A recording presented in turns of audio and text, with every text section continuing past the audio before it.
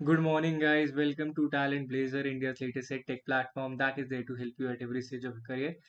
और जैसा मैं बोलता आया हूँ कि अगर पेपर वन कर रहा है परेशान तो उसका मिलेगा समाधान कहाँ पे? टैलेंट ब्लेजर के यूट्यूब चैनल पे। और मेरा नाम है गौरव और मैं हूँ आपका टीचर और मेंटोर इन दिस जर्नी। और हमने एक स्टार्ट करी है सीरीज जिसमें हम कवर कर रहे हैं 20 प्रीवियस ईयर क्वेश्चंस। और आज उसी सीरीज को कंटिन्यू करते हुए हम स्टार्ट करेंगे यूनिट 6 जिसका टाइटल है लॉजिकल रीजनिंग। ओके, तो सबसे पहले हम डिस्कस कर लेते हैं जो कि मेरा लगता है सबसे फेवरेट थिंग होता है, दैट इज आज का मैटर ली व्हाट ऑल विल डिस्कस। तो हम एक रोड मैप बताते हैं कि इसको फॉलो अप करा जाएगा इस पूरी वीडियो में और definitely those things will be covered. और सबसे पहले हम इसमें स्टार्ट करते हैं लॉजिकल रीजनिंग के बारे में। ठीक है, देखो लॉजिकल रीजनिंग का there is always two sides. मतलब क्या है, अगर if you are one of those aspirants जो और भी कॉम्पिटिटिव एग्जाम्स की तैयारी कर रहा है, let suppose S B I P O, I B P S P O, R B I grade B, basically banking exams. तो अगर आप बैंकिंग एग्जाम्स कर रहे हो, कैट कर रहे हो, या you know any anything which all include logical reasoning and all. अब होता क्या है, if you compare the level of difficulty of questions, तो लॉजिकल रीजनिंग में जो प्रैक्टिकल क्वेश्चंस होते हैं, प्रैक्टिकल क्वेश्चन जो होते हैं उसमें क्या है, यू विल इजीली एस अगर आप उन सब के एस्पिरेंट्स हैं तो। साथ ही साथ बिकॉज जो लेवल ऑफ डिफिकल्टी है वो कंपैरेटिवली काफी इजियर है यूजीसी नेट में। ठीक है, अब मैंने इन बच्चों की बात करी, बट ऐसा नहीं कि हर बच्चा किसी न किसी और कॉम्पिटेटिव एग्जाम की तैयारी कर रहा हो। किसी किसी का यही होता है कि मेरा फोकस है नेट पे और मैं नेट ही क्रैक करने पे हूँ, और they don't have any science background, maths background, commerce background, तो उनका थोड़ा नंबर से प्रॉब्लम है। उनके लिए लॉजिकल रीजनिंग क्या होता है, एक अवॉइड, अवॉइड ऐसे अवॉइड करना है टॉपिक जिसको वो समझना नहीं चाहते। वाई? बिकॉज उनको लगता है टाइम कम है, we should avoid practical questions, let it be. Time waste करने से अच्छा है लॉजिकल रीजनिंग में एक और रीजनिंग बेस्ड क्वेश्चन होते हैं जो थ्योरेटिकल बेस्ड होते हैं। तो थ्योरी बेस्ड क्वेश्चंस करेंगे, उसको हम प्रेफर करेंगे रादर देन प्रैक्टिकल क्वेश्चंस पे।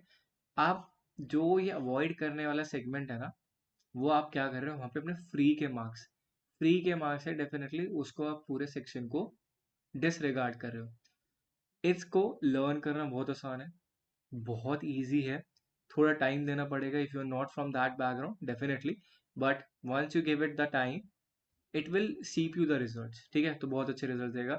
और अगर आपको बिल्कुल तैयारी करनी है बिल्कुल स्टार्ट से, जिससे आप ये अवॉइडेंस वाली कैटेगरी से बाहर निकलो, तो आप टैलेंट ब्लेजर के यूट्यूब चैनल पे जाओ। वहाँ पे मैंने पूरी वीडियोस बना रखी हैं जहाँ पे मैंने डिस्कस कर रखा है how to prepare for your logical reasonings, practical based questions. पूरी पूरी वीडियोस है, you can definitely check those out. ठीक, अब एक और पार्ट आ जाता है जो दूसरे कॉम्पिटेटिव एग्जाम की तैयारी करें उनके लिए डिफिकल्ट बन जाता है। वो है हमारा Indian logical reasoning. Right, recent years में इंडियन लॉजिकल रीजनिंग पे भी काफी क्वेश्चन पूछे गए। डज दैट मीन कि we have to avoid the basic one, the logical reasoning part? No, ये पूछा जा सकता है, ये डेफिनेटली पूछा जाता है। राइट, तो इससे आपको डिफरेंस पता चल जाएगा कि इंडियन लॉजिकल रीजनिंग के चांसेस काफी बढ़ गए, बट लॉजिकल रीजनिंग स्टिल पूछा जाएगा ही जाएगा। ठीक है, तो इसको भी कवर करना, that also makes this portion important.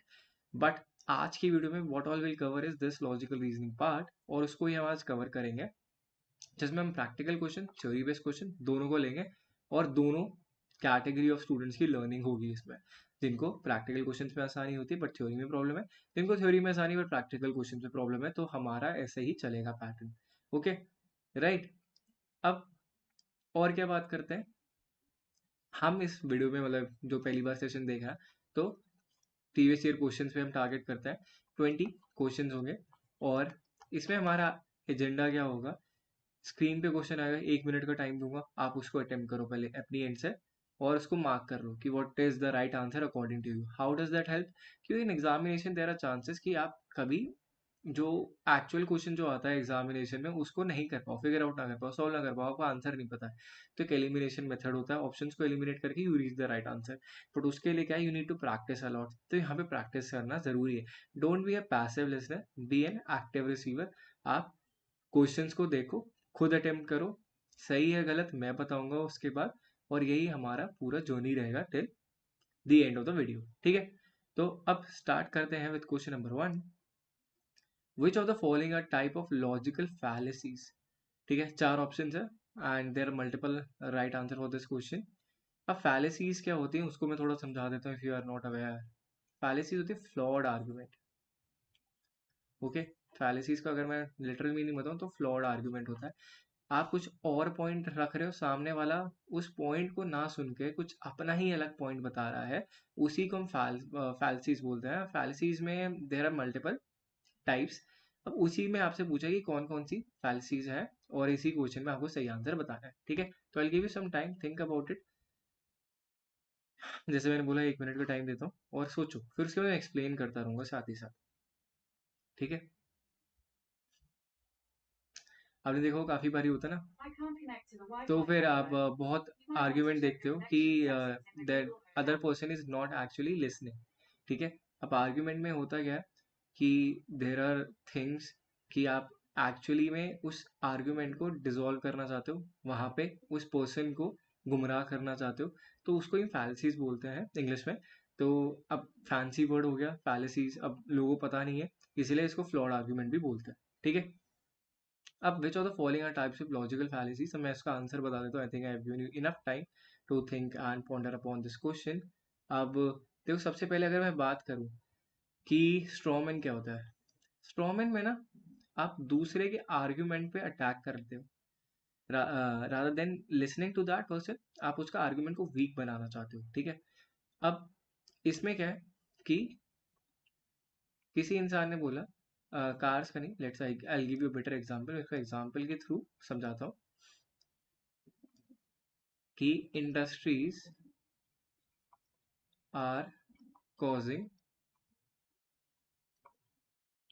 Pollution. ठीक है, ये एक पर्सन ने आर्ग्यूमेंट दिया, पर्सन ए ने बोला है, बी इसका रिप्लाई करता है कि that person a wants to ban all the industries. अगर आप देखोगे आर्ग्यूमेंट जो पर्सन ए ने बोला है, जो स्टेटमेंट दी है, उसमें वो कह रहा है कि जब इंडस्ट्रीज है वो पॉल्यूशन कॉज करती है, that is a very true fact. बी बोल रहा है कि जो ये पर्सन है वो चाहता है सारी की सारी इंडस्ट्रीज बंद हो जाए, that is not what A is implying. वो ये कह रहा है जो पॉल्यूशन कॉज करती है उसको हमें कर्ब करना चाहिए। आप देखते हो एयर पोल्यूशन, वाटर पोल्यूशन का जो लेवल है बहुत बढ़ रहा है। बी इंस्टेड ऑफ उसके स्टेटमेंट को मैच करना है, उसी में थोड़ा रीजनेबल उसका रिप्लाई करना, वो यही कह रहा है कि पर्सन ए को ब्लेम करना कि उसके आर्गुमेंट को वीक करा जाए, कि ये पर्सन ए क्या चाहता है, ये सारी की सारी इंडस्ट्रीज को बैन करना चाहता है, तो उसको हम स्ट्रॉमैन बोलते हैं। फ्लॉड आर्ग्यूमेंट होता है, एक टाइप ऑफ फैलेसीज होता है। सेकेंड है हैस्टी जनरलाइजेशन, इसका भी मैं एग्जाम्पल के थ्रू समझाता हूँ। अब क्या है, let suppose I met 2 teenagers. ठीक है, तो ए पर्सन ने आर्ग्यूमेंट दिया कि I met 2 teenagers and they were rude to me. ठीक है, इसमें एक ही पर्सन से होता है। अब ए वो जर्नलाइज क्या कर रहा है, ऑल टीनेजर्स आर रूड। यहाँ पे उसने ये बोल दिया, जिन अगर लेट सपोज वो 2 लोगों से मिला, वो रूड निकले, तो उसने कहा कि सारे के सारे टीनेजर्स रूड है, तो ये हैस्टी जनरलाइजेशन हो जाता है, एक फ्लॉड आर्ग्यूमेंट है। ऐसा डेफिनेटली नहीं है। व्हाट बंच ऑफ पीपल जो आप मिले हो, जरूरी नहीं हो सबके लिए अप्लाई करेगा। ठीक है, अब एनालॉजिकल रीजनिंग क्या होता है, एक कंपैरिजन ड्रॉ करा जाता है जो एक वैलिड कंपैरिजन होता है। इसका मैं आपको एग्जांपल समझाता हूँ। जैसे ह्यूमन आई का कैमरा लेंस से कंपैरिजन ड्रॉ करा जाता है, जैसे अगर लाइट जो है बढ़ेगी तो हमारी ह्यूमन आई बेटर देख पाती है। सेम फॉर कैमराज, अगर कैमराज में लाइट बेटर होगी, लेंसेज बड़े होंगे, तो you can capture more light, you can present more picture. So our human eye acts like you can say camera lens acts like human eye। ठीक है, तो एक लॉजिकल कंपैरिजन है, तो ये फैलेसी नहीं होगी। राइट, स्लिपरी स्लोप का मतलब होता है, ये भी एक फैलेसी है। इसमें क्या होता है, इसका एग्जांपल के थ्रू समझाता हूँ। जैसे स्टूडेंट्स, क्लास में students ask to redo assignment. Students ने बोल दिया कि आप असाइनमेंट रीडू कर दो। उसके बाद स्लिपरी स्लोप में क्या होता है कि आज वो आपको बोल रहे कि असाइनमेंट रीडू करो, कल वो बोलेंगे टेस्ट रीडू कर दो, नेक्स्ट डे दे से कि कोर्स रीडू कर दो, आप फिर से स्टार्टिंग से पढ़ाओ। ठीक है, तो ये हमारे स्लिपरी स्लोप और टाइप्स ऑफ लॉजिकल फैलेसी है। स्ट्रॉन्ग हो गया, हैस्टी जनरलाइज हो गया, स्लिपरी स्लोप हो गया। तो option A D B first question का सही आंसर होगा। ठीक है, now let's move on to question number 2। अब बात करते हैं identify the types of reasoning used in following statement. Reasoning के ऊपर क्वेश्चन है। पहला स्टेटमेंट ये है, statement 1, statement 2 and this is conclusion. अब आप सोचो ये कौन सी टाइप ऑफ रीजनिंग है। Like if you have studied, figure it out. 4 option है, उनमें से कोई एक ही सही है इसका आंसर। स्टेटमेंट पढ़नी है, स्टेटमेंट 1 पढ़नी है, स्टेटमेंट 2 पढ़नी है, और उसके बाद सही आंसर देना है इसका।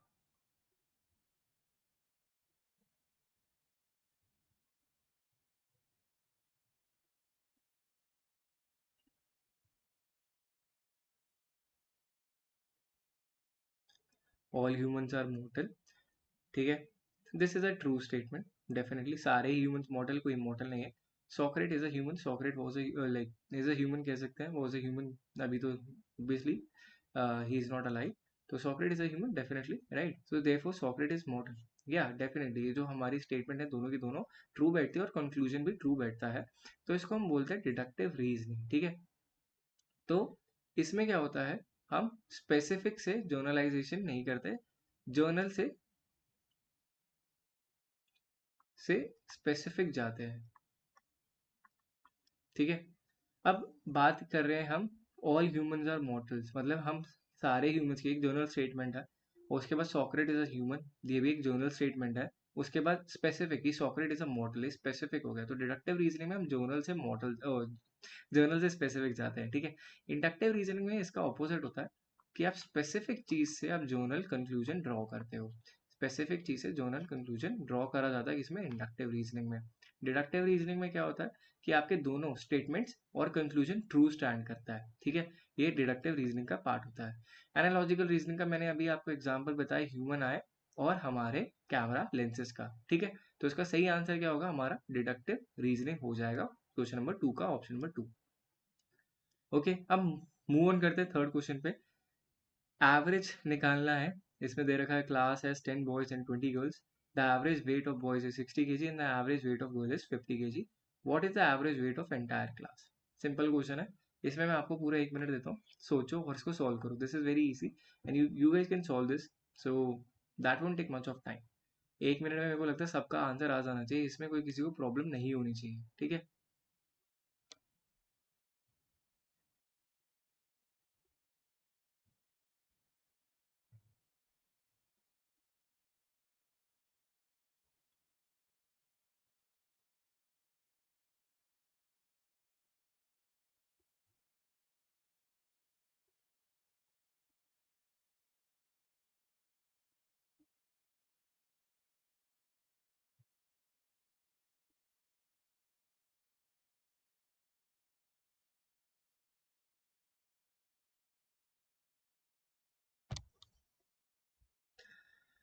ओके।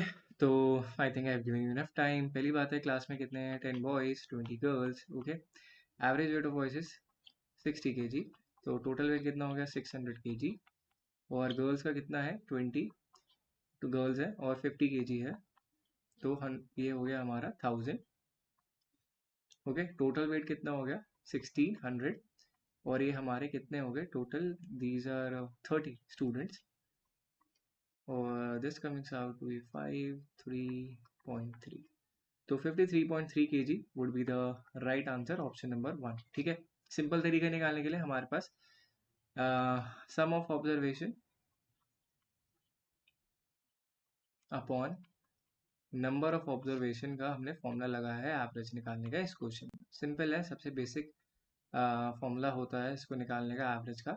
अब कैसे निकाला, मैं सिंपल यहाँ पे एक्सप्लेन कर देता हूँ। देखो 10 बॉयज हैं, तो इनका सम कितना होगा, 10 इंटू 60, 600 kgs। वहीं 20 गर्ल्स है, 20 गर्ल्स इंटू 50, तो 1000 kg हो गया लड़कियों का सम। मतलब इतना वेट है टोटल, 50 लड़कियों का, इतना 10 लड़कों का, 1600 हमारा सम ऑफ ऑब्जर्वेशन हो गया। नंबर ऑफ ऑब्जर्वेशन मतलब कितने एक्चुअली में स्टूडेंट्स है, 10 बॉयज 20 गर्ल्स 30। तो हमारा एवरेज आएगा 53.3 kg of the entire class. Okay, now let's move on to question number 4th. Which of the following statements are true for a valid deductive argument? अभी हमने deductive argument से, deductive reasoning के base पे ही हमने कुछ question solve करा था। तो आई होप 4 स्टेटमेंट दे रखी है, उसमें से आपको क्या लगता है कि डिडक्टिव रीजनिंग के लिए ट्रू बैठता होगा?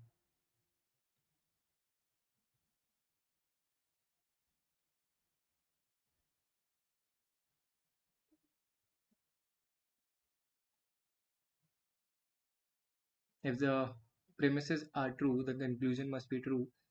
The argument can be invalid if the premises are true. The conclusion follow necessary from the premises. The argument can be valid even if the premises are false.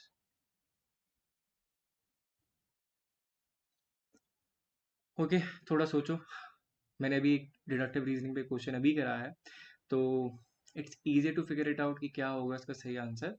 तो आप, I hope आप लोग figure out कर लो कि क्या होना चाहिए इसका।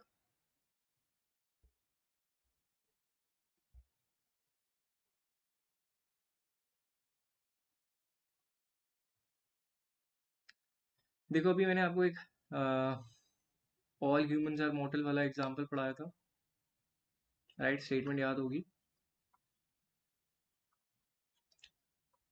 सॉक्रेटिस इज अ ह्यूमन, फिर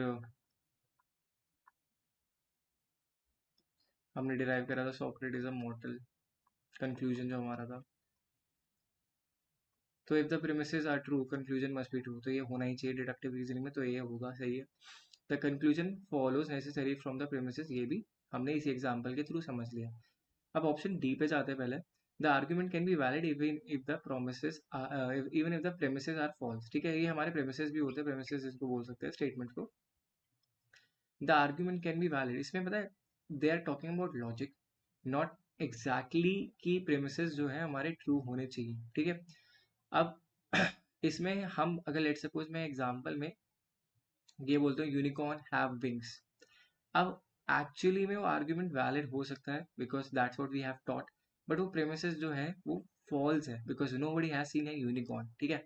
तो हमारे डिडक्टिव आर्ग्यूमेंट में that is a valid thing, but वो प्रेमिसेस जो है हमारा फॉल्स हो जाएगा because that is not valid.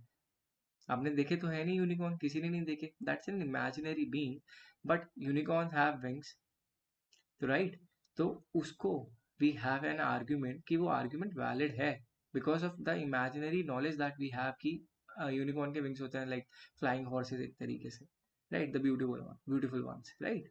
The argument can be valid even if the premises are false, ये भी हमारा सही स्टेटमेंट बनता है। The argument can be invalid if the premises are true, ऐसा नहीं है, अगर प्रीमिसेस जो हमारे फैक्ट्स है वो ट्रू है तो आर्ग्यूमेंट इनवैलिड नहीं हो सकता। जो फैक्चुअल चीज है वो ट्रू है तो आर्ग्यूमेंट जो भी आप कर रहे हो वो हमारा इनवैलिड नहीं हो सकता, लॉजिकली वो पॉसिबल ही नहीं है। आपने एक प्रेमाइसिस जो सही बोला है, जो एक्चुअली फैक्चुअली प्रूवन चीज है, अब उसके ऊपर जो आर्ग्यूमेंट है वो इनवैलिड हो सकता है if the premises are true, ठीक है। तो हमारा argument can be invalid if the premises are true. The arguments can be valid even if the premises are false. इसका एग्जांपल हमेशा याद रखना यूनिकॉर्न वाला है। यूनिकॉर्न में हम क्या बात करें, एक आर्ग्यूमेंट दे लॉजिकल साउंड की, ये चीज उनके विंग्स होते हैं because that's the knowledge that we have, but actually में nobody has sawn it. Premises मतलब कि वो फैक्चुअली प्रूवन है, नहीं, वो फैक्चुअली प्रूवन नहीं है, राइट। तो इसका आंसर ऑप्शन नंबर 4 होगा, A D and B only, ठीक है। Now let's move on to question number 5. Which of the following statements exemplify the fallacy, flawed argument of false dichotomy? ठीक है, false dichotomy कौन कौन सी statement prove करती है, आपसे वो पूछा गया है। पहला स्टेटमेंट क्या है, either you are with us or you are against अस, मतलब आप हमारे साथ हो या हमारे खिलाफ हो। All birds can fly, penguin are birds, therefore penguin can fly, ठीक है। अब ये किसका रीजनिंग का होगा, अभी समझ में आ गया होगा आपको। If we ban smoking the next thing you know they will be banning fast food, you can either be rich or happy. अब इस क्वेश्चन को मेरे को पता है काफी लोगों को फॉल्स डाइकोटमी के बारे में नहीं पता होगा, इसका अगर मैं एक्चुअली इसका एक्सप्लेन कर दूंगा ना आपको आंसर मिल जाएगा स्टेटमेंट में। तो तभी मैं थोड़ा एक टाइम दे रहा हूँ, आप सोचो इसके बारे में कि what could be false dichotomy means, ठीक है। Dichotomy basically two things you have to pick, ठीक है, टू थिंग्स, उसमें से आपको एक पिक करना है, तो फॉल्स डाइकोटमी के बारे में बोला गया है। उसके बारे में आपसे क्वेश्चन पूछा गया है, तो आप बताओ कि क्या सही आंसर होना चाहिए। काफ़ी इंटरेस्टिंग क्वेश्चन है एंड इसलिए काफ़ी इजियर भी है। तो और देखो, अभी मैंने बोला कि हमें एलिमिनेशन मेथड आना चाहिए। देखो, all birds can fly, penguin are bird, therefore penguins can fly, हमारा किसका होगा? अभी हमने डिडक्टिव रीजनिंग का एग्जांपल पढ़ा, तो मेरे को अगर पता भी नहीं होता ना फॉल्स डिकोटमी वाला, तो मैं पहले डिडक्टिव रीजनिंग वाला देखता क्योंकि बस मैंने पढ़ा हुआ है। तो मेरा जिसमें बी है वो तो मैं क्या करता, हटा देता, बिकॉज वो तो इसका आंसर नहीं बनेगा। सी, ए एंड डी, और सी एंड डी में ही कोई आंसर होगा। अब if B ban smoking, the next thing you know they will be banning fast food. ये स्लिपरी स्लोप का एग्जांपल नहीं लग रहा कि उन्होंने क्या बंद करा है? बैन, अभी उन्होंने स्मोकिंग बैन करी है, वो बोल रहे हैं बैनिंग फास्ट फूड। कोई लॉजिक तो है नहीं। स्मोकिंग एंड फास्ट फूड में कोई रिलेशन नहीं है। आप स्लिपरी स्लोप चले गए, आप वहां से वहां कहाँ कनेक्शन जोड़ दिया? ठीक है, तो ये हमारा सी भी नहीं होगा। तो ऑप्शन तो ये भी कैंसिल हो गया, तो A and D is the right answer. वो तो पता चल गया, ये एलिमिनेशन मेथड के थ्रू हुआ। अब मैं आपको वैसे बता दूं, देखो फॉल्स डाइकोटमी का मतलब बेसिकली है कि आपको दो बेसिकली टू ऑप्शंस मिलते हैं and you have to pick from those only two options and you have to pick from that only. तो यहाँ पे आप देखो, either you are with us or you are against us. ऐसा जरूरी थोड़ी है। You can neither be a participant, आप इनके साथ भी नहीं हो सकते ना अगेंस्ट हो सकते। You can be, you can choose any other option as well, like there could be multiple options, but आपको दो ही ऑप्शन प्रेजेंट करे गए हैं। तो ये कोई सही चीज नहीं है, फॉल्स डायकोटमी है। You can move out from that. ठीक है, एक सिचुएशन आपके पास प्रेजेंट करिए कि आप तो हमारे साथ हो, आपके खिलाफ हो, तो maybe you can move out from there. That is also possibility, that is not being written here, so that's a false dichotomy. तो ये सही होगा। You can either be rich or happy, ये अनदर एग्जाम्पल है false dichotomy का, कि या तो आप रिच हो सकते हो या हैप्पी हो सकते हो। तो आप रिच रह लो या हैप्पी रह लो, मतलब पुअर हो गए तो आप हैप्पी हो गए, रिच हो गए तो आप सैड हो गए। तो ये भी एक फॉल्स डायकोटमी है। कोई ऐसे और भी ऑप्शन हो सकता है, आप रिच और हैप्पी दोनों चीज हो सकती है, और या आप हैप्पी, रिच और पीसफुल भी हो सकते हो। देर मल्टीपल ऑप्शन, ऐसा जरूरी थोड़ी है कि बस यही दो चीजें अवेलेबल है, बहुत सारी चीजें होती है। ठीक है, तो फोर्थ ऑप्शन इसका सही आंसर होगा क्वेश्चन नंबर 5 का। अब मूव करते हैं क्वेश्चन नंबर 6 पे। Which of the following can be consider as sources of evidence in logical reasoning? आपसे पूछा है कि कौन कौन से सोर्सेज ऑफ एविडेंस होते हैं लॉजिकल रीजनिंग में। चार ऑप्शन दे रखे हैं, एक है एम्पेरिकल डेटा, सेकेंड है एक्सपर्ट टेस्टिमोनी, फिर थर्ड है एनेक्डोट्स, फोर्थ है अजम्पशन। ओके, तीन इसमें सही होंगे as you can guess from the option. और फिर मैं इसका पहले आप try at your own and, उसके बाद मैं सही आंसर बताता हूँ इसके सही आंसर क्या होगा।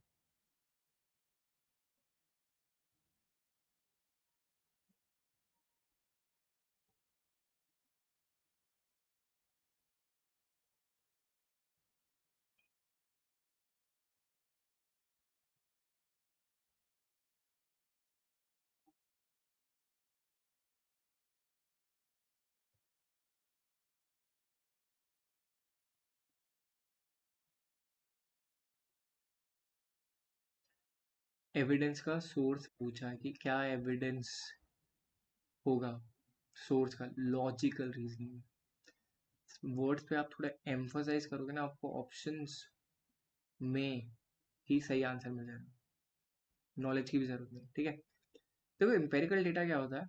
Already proven experiments, fact check, जो हमारे एम्पेरिकल डेटा जो ऑलरेडी एविडेंस प्रोवाइडेड होता है, जो पहले किसी ने रिसर्च कर रखी है, एक्सपेरिमेंट्स कर रखे हैं, तो ऑलरेडी जो एक डेटा है उस पर, उसको हम एम्पेरिकल डेटा बोलते हैं जो प्रेजेंट है। ठीक है, एक्सपर्ट टेस्टिमोनी क्या है? एक्सपर्ट टेस्टिमोनी में क्या होता है, बहुत लोग जो उस पर काम कर चुके हैं, वो, लेट सपोज हम बोलते हैं कि फॉरेंसिक्स की अगर बात करें, तो जितना फॉरेंसिक्स का आप एविडेंस का सोर्स एक लॉजिकली कौन दे सकता है? एक कॉमन मैन तो दे नहीं सकता। अगर if you see, let suppose a dead body, तो आप जितना मर्जी कोशिश कर लो कि what could have been the case, the issue, आप नहीं बता पाओगे। एक फॉरेंसिक जो है आपसे कहीं ज़्यादा वैल्यूएबल इंफॉर्मेशन दे पाएगा, उसकी एक्सपर्ट टेस्टिमनी होती है, बिकॉज उसने उस फील्ड में काम करा हुआ है, वो उस फील्ड का पर्सन है, उसको नॉलेज ज़्यादा है आपसे। ठीक है, एनेक्डोट्स क्या होता है? Personal experience. एनेक्डोट्स होता है पर्सनल एक्सपीरियंस। ठीक है, अगर आपको कोई एविडेंस चाहिए तो किसी ने पर्सनली वहाँ पे काम कर रखा है, किसी वर्क प्लेस का, लेट सपोज आपको किसी मल्टीनेशनल कंपनी का एक्सपीरियंस के बारे में जानना है, तो आप एनेक्डोट्स का एक पर्सनल एक्सपीरियंस किसी का शेयर करवा दोगे, ठीक है, तो उससे आपको पता लग जाएगा like we are talking about someone who already been there, तो उनका पर्सनल एक्सपीरियंस एक एविडेंस बन सकता है हमारा लॉजिकल रीजनिंग में कि अच्छा यहाँ पे एम्प्लॉयज़ को ऐसे ट्रीट करा जाता है because a person who have been there has given a statement. Assumption जो है हमारा एक सोर्स ऑफ एविडेंस नहीं होता। आप अज्यूम कर रहे हो चीज़ें, ये कोई लॉजिकल चीज़ नहीं होती। मैं अज्यूम कर लूँगा कि यूनिकॉर्न्स हैं, विंग्स हैं, अर्लियर एक पूरी मैजिकल वर्ल्ड थी, ये सब तो क्या है, एक ख्याली पुलाव है, ये कोई अजम्पशंस है, इसमें कुछ नहीं होता, ठीक है। प्रूवन फैक्ट चीज़ें होती हैं, वो मैटर करता है, और that's what all is needed, ठीक है। अब assumptions में you know as we know that dinosaurs once used to be on this planet and they got extincted because of an asteroid hit, ठीक है, तो वो हुआ। बट ये एक रियलिटी है, प्रूवन फैक्ट है, बट आप अज्यूम कर सकते हो कि बहुत चीज़ें हुई होंगी। तो उस चीज़ में मैं एक्चुअली बहुत डीप डाइव नहीं करना चाहता, बट हाँ, जैसे आपको स्टोरी सुनाई जाती है तो वो अजम्पशन है कि ये हुआ था, बट नहीं, हमारे पास जो साइंटिफिक प्रूवन है वही चीज़ को लॉजिकल रीजनिंग में एविडेंस कंसिडर करेंगे, ठीक है। तो इसका आंसर होगा option number 1, A, B and C only. Okay, right. अब प्रैक्टिकल क्वेश्चन आ गया है। Find the missing number in the series 2, 5, 10, 17 and dash और 37, ठीक है। Find the missing number in the series, missing number का है। चलो मैं आपको थोड़ा टाइम देता हूँ, और हमारे जो तो एस्पिरेंट्स जो दूसरे एग्जाम्स की प्रेप कर रहे हैं वो भी इसका फटाफट आंसर निकाल पाएंगे। मुझे लगता है लाइक हार्डली 10-20 सेकेंड्स लगेंगे for those this is new, something new. आप थोड़ा टाइम लो, आप सोचो कि इसका कैसे पैटर्न बन रहा होगा। पैटर्न बनता है कभी ऐसे बनता है, कभी रिवर्स बनता है। सो पैटर्न बहुत तरीके से बन सकते हैं। प्लस बनता है, कभी माइनस का पैटर्न बनता है, कभी मल्टीप्लिकेशन का पैटर्न बनता है, कभी कॉम्बिनेशन ऑफ ऑल दीज बनता है। So that depends.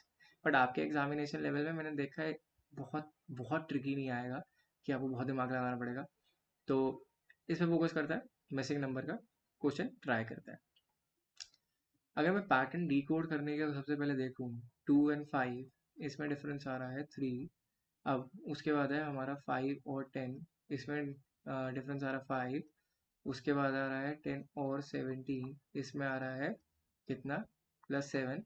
तो इसमें 2 का डिफरेंस, इसमें 2 का डिफरेंस, ऐसे ऐसे बन रहा है।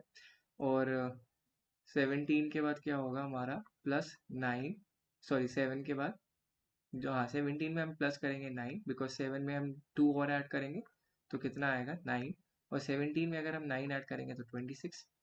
अब 9 इसको प्रूव भी कर सकते हो इस आंसर को सही, कि 9 में अगर मैं 2 ऐड करूँ तो कितना आएगा 11, और 26 में 11 ऐड करूँ तो नेक्स्ट आएगा 37। तो हमारा 26 सही आंसर होगा। ओके, कैसे करा एक और बार बता देता हूँ। 2, 5, 10, 17 हमें पता नहीं यहाँ पे क्या है, और 37 है एंड में। इसमें कितना प्लस हो रहा है 3, 5 में कितना ऐड हो रहा है 10 बनाने के लिए +5, 10 में कितना ऐड हो रहा है 17, सॉरी 10 में ऐड हो रहा है 7, तो 17 बन रहा है। अब इन सब में कॉमन फैक्टर क्या है, सब में दो दो दो दो दो दो ऐड हो रहा है, ठीक है। 3 + 2 5, 5 + 2 7। अब नेक्स्ट क्या होगा, 7 + 2 9, ठीक है। अब 7 + 2 हो गया 9। अब इन दोनों को ऐड करोगे, मतलब ऊपर चलेंगे यहाँ से, तो हमारा क्या आएगा 17 + 9 26 हमारा सही आंसर होगा इस क्वेश्चन का, ठीक है। Now let's move on to question number 8. Another practical question. In a class of 60 students, 40% are girls and the remaining are boys. If the 30% of girls and 20% of the boys are studying science, how many students are studying science? Okay. Science कितने students पढ़ रहे हैं combine, girls and boys, वो आपसे पूछा गया है। Question solve करो, इजी क्वेश्चन है, परसेंटेज बेस्ड क्वेश्चन है। हमने लास्ट क्लास में भी करा है, डेटा इंटरप्रिटेशन में हमने परसेंटेज बेस्ड क्वेश्चन करे हैं। So I expect you to get this question right. Simple.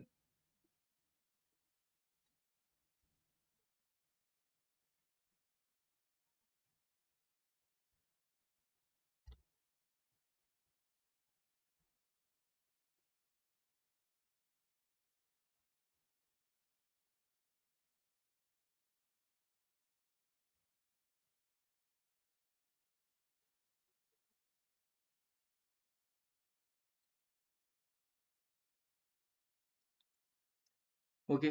तो अब स्टार्ट करते हैं। देखो कितने स्टूडेंट्स हैं, 60 स्टूडेंट्स हैं। उसमें उन्होंने बताया 40% आर गर्ल्स। तो 60 का 40% कितना होता है, उसको कैलकुलेट कर लेते हैं। इजी है वैसे तब भी, बट बता देता हूँ। तो हमारा 24, अगर 24 गर्ल्स है आउट ऑफ 60, तो हमारी बॉयज़ कितने हो गए, 36 बॉयज़ हो गए। ओके, 36 प्लस 24, 60 टोटल स्ट्रेंथ हो गई। 24 गर्ल्स है, 36 बॉयज़ है। अब उन्होंने बोला है इस 24 के बंच में 30% जो गर्ल्स हैं वो हमारी क्या पढ़ रही हैं, साइंस पढ़ रही हैं। ठीक है, 24 का 30% हो गया 7.2। ओके, राउंड ऑफ कर लेंगे 7 तक की 7, बिकॉज पॉइंट में स्टूडेंट्स नहीं हो सकते, 0.2 कोई स्टूडेंट नहीं पढ़ेगा, राइट। ये हमारे गर्ल्स का हो गया, मतलब 7 girls are studying science. Boys का अगर मैं देखूं, बॉयज़ के लिए फॉर बॉयज़, बॉयज़ हमारे 36 है और उनमें से 20% हमारे साइंस पढ़ रहे हैं। तो this comes out to be 7.2 as well. तो 7.2 हमारा अप्रॉक्स, मतलब 7 बॉयज़ हमारे साइंस पढ़ रहे हैं। तो 7 गर्ल्स 7 बॉयज़ मतलब 14 students in totality are studying science, मतलब 14 इसका सही आंसर होगा। एक बार मैं फिर रिपीट कर देता हूँ कैसे कैसे पहुंचे। देखो सबसे पहले 60 बच्चे हैं, दैट इज गिवन। 40% जो है उनमें से गर्ल्स है, तो हमने गर्ल्स कैलकुलेट करी। गर्ल्स जो है हमारी कितनी आ गई, 24, 40% निकाला। अब 60 में से 24 माइनस कर लिया तो हमारा 36 बॉयज आ गए। 24 गर्ल्स में से 30% जो है हमारे 7.2 बनती है, मतलब 7 लड़के साइंस पढ़ती हैं। बॉयज़ में 36 बॉयज़ में 20% जो बॉयज़ है साइंस पढ़ते हैं, तो दैट इज 7.2 एज वेल। तो वो हमारा 7 आएगा राउंड ऑफ करके। तो 14 स्टूडेंट्स हमारे इन टोटलिटी साइंस पढ़ते हैं। ठीक है, okay. Now let's move on to question number 9। What is the main difference between deductive and inductive reasoning. अब 4 ऑप्शंस है। मैंने डिडक्टिव और इंडक्टिव रीजनिंग का एक छोटा सा स्निपेट, मतलब मैंने स्टार्टिंग में बताया था कि डिडक्टिव एंड इंडक्टिव रीजनिंग में क्या आपको डिफरेंस दिखता है, जर्नल से स्पेसिफिक, स्पेसिफिक से जर्नल किस में जाते हैं, तो वो आपको पता लग गया होगा।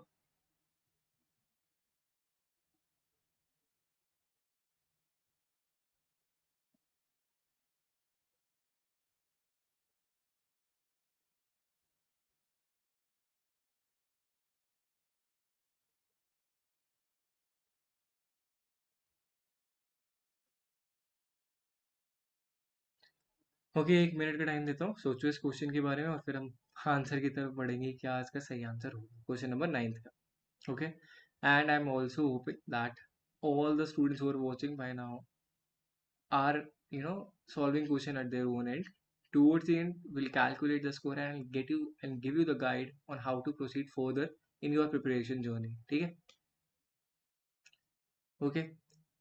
अब बिकॉज मैंने क्वेश्चन थोड़ा समझा रखा है तो सीधा चलते हैं। देखो deductive reasoning move from general to specific, बिल्कुल सही है। इंडक्टिव में उल्टा होता है। हमने जोनल टू स्पेसिफिक की जब बात करी तो ऑल ह्यूमंस आर मॉर्टल्स, वो याद कर लेना कि हम जोनल की स्टेटमेंट की बात कर रहे थे, फिर सॉक्रेटिस अ ह्यूमन, एक स्पेसिफिक चीज से पहुंचे। इंडक्टिव में हम स्पेसिफिक पे से जोनल पे जाते हैं, राइट। आपने स्पेसिफिकली देखा कि टीनेजर्स रूड हो सकते हैं, तो आपने उसको जोनलाइज कर दिया, तो specific to general inductive reasoning में जाते हैं। Deductive reasoning guarantee the truth of conclusion, बिल्कुल सही, हमें कंक्लूजन ट्रू ही मिलता है उस स्टेटमेंट में। Okay, inductive reasoning provide strong evidence. Evidence होता है मतलब आपका एक पर्सनल एक्सपीरियंस भी एक एविडेंस है, बट सर्टेनिटी नहीं है उस चीज़ की।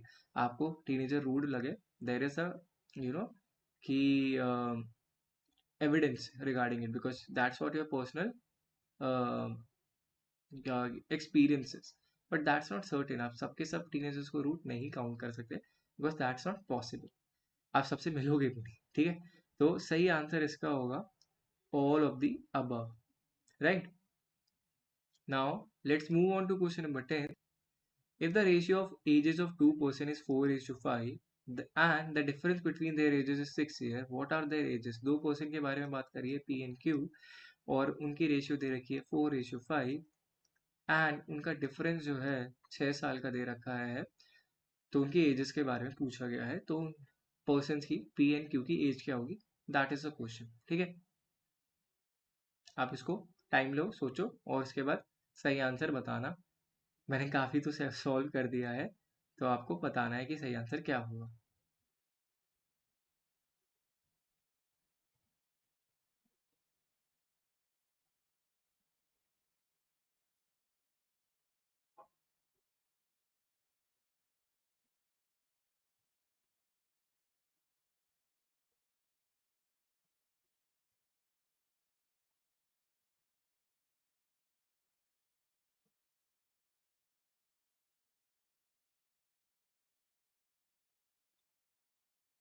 1 मिनट का टाइम दे रखा है। This is like the practical question, ratio based question है।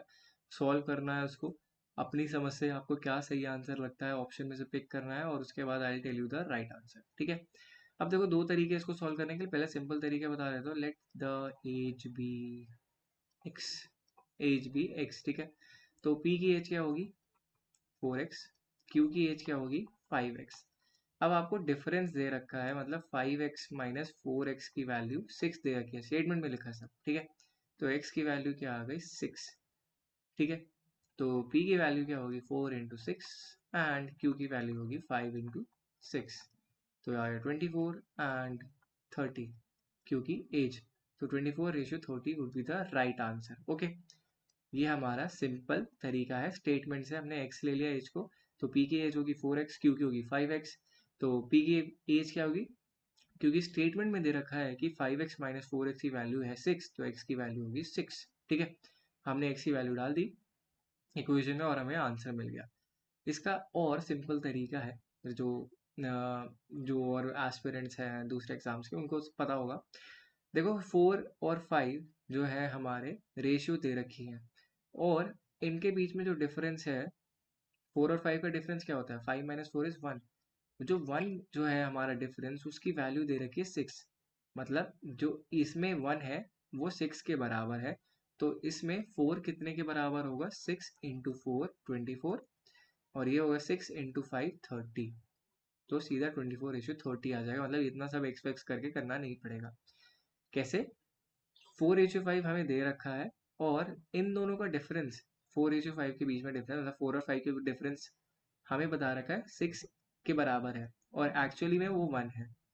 4 और 5 का डिफरेंस कितना है 1, और 1 की वैल्यू 6 के बराबर है। तो 4 की वैल्यू कितनी होगी 6 इंटू 4, और 5 की वैल्यू क्या होगी 6 इंटू 5। तो 24:30 would be the right answer for this particular